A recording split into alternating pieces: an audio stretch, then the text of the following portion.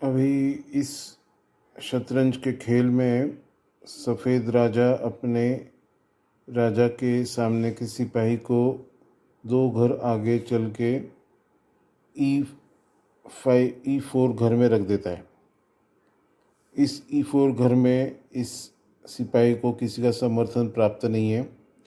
इसके जवाब में काला राजा अपने सामने के सिपाही को E5 घर में रख देता है। इस E5 घर में भी इस काले सिपाही को किसी का समर्थन प्राप्त नहीं है।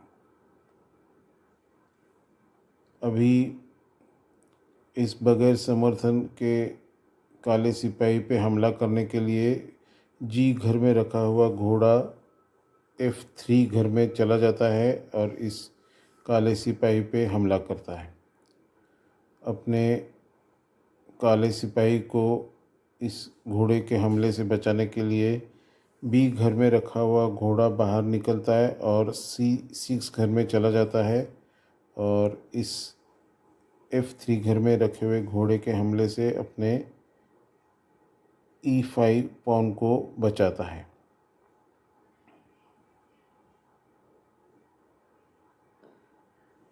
अब इस काले सिपाही पे फिर से हमला करने के लिए रानी के सामने के सिपाही को 2 घर आगे चला देता है और इस E5 पॉन पे दोहरा अटैक करता है, एक घोड़े से और दूसरा D4 घर में रखे हुए पॉन से। अभी इस पॉन पे एक ही समर्थन दिया है काले ने, इसलिए वो ये मर जाएगा तो उसका नुकसान हो जाएगा। इसलिए अभी ज़्यादा कुछ ना सोचते हुए वो इस D4 पॉन को अपने E5 पॉन से मार देता है।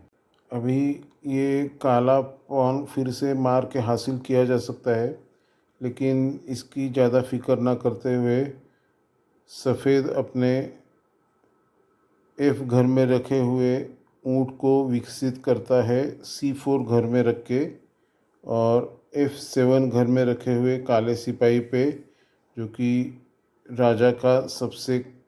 काले राजा का सबसे कमज़ोर पॉन है, उस पर एक हमला कर देता है। मतलब एक ज़ोर सफ़ेद का इस F7 पॉन पे लगा देता है। इसके जवाब में काला राजा अपने रानी के सामने का सिपाही एक घर आगे चल देता है D6 घर में। काले ऊँट को जाने के लिए रास्ता निकाल देता है। अब सफ़ेद इस D4 घर में रखे हुए काले सिपाही पे हमला करने के लिए अपने C3 घर में रखे हुए पॉन को C3 घर में चल देता है और इस पे हमला करता है। अभी काला देखता है कि इस पॉन पे पहले से ही 2 हमले हो रहे थे, फिर भी उसने मारा नहीं और एक और अपना सिपाही खिला रहा है, तो वो इस सिपाही को खा लेता है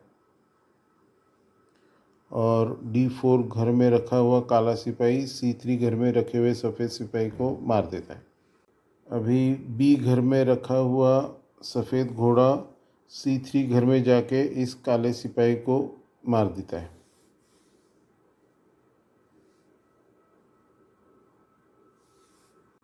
जिस घोड़े को F3 घर में रानी का समर्थन प्राप्त है, उसके ऊपर C घर में रखा हुआ ऊँट जाके हमला करता है और वो G4 घर में जाके F3 घर में रखे हुए घोड़े पे अटैक करता है और इस तरह वो इस घोड़े को पिन कर देता है। मतलब घोड़े की आड़ में वह सफ़ेद की रानी पे अटैक करता है। अभी घोड़ा हिला तो रानी सफ़ेद की अभी इस ऊँट पे ज़्यादा तवज्जो न देते हुए सफ़ेद अपने राजा को किले में बंद कर देता है और कैसलिंग कर लेता है। C6 घर में रखा हुआ घोड़ा E5 घर में चला जाता है D6 पॉन के सपोर्ट में, जो कि F6 घर में रखे हुए घोड़े पे ऊंट और अपने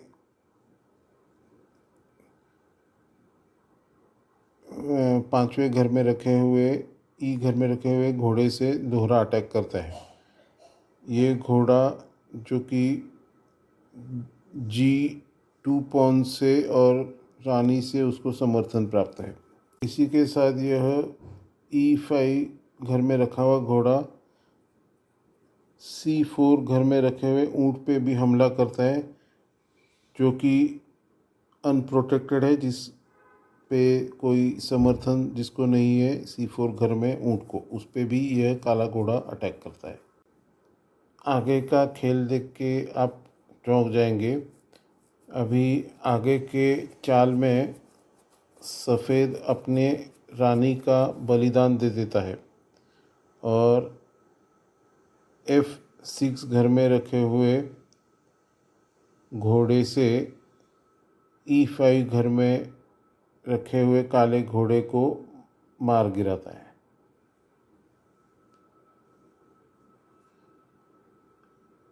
ऐसा करने की वजह से अभी G4 घर में रखा हुआ काला ऊंट सफ़ेद रानी को D1 घर में जाके मार सकता है। साथ में यह सफ़ेद घोड़ा जिसने काले घोड़े को भी मारा है, उसको D6 घर में रखे हुए सिपाही से भी समर्थन प्राप्त था। मतलब ये घोड़ा भी मर सकता है।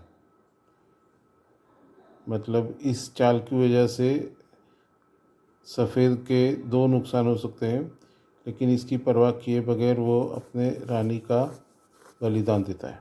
अभी इसे ना छोड़ते हुए सफ़ेद अपने ऊंट से रानी को मार गिराता है, D1 घर में जा पहुंचता है।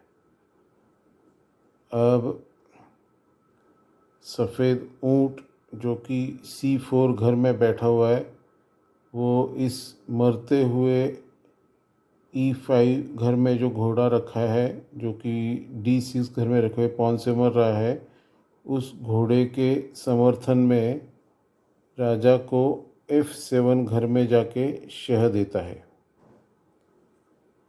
अभी शह तो ऊंट से लग रहा है, उसको अगर राजा मारेगा तो उसको E5 घर में रखे घोड़े से शह बैठेगा, इसलिए उसे मार नहीं सकता है।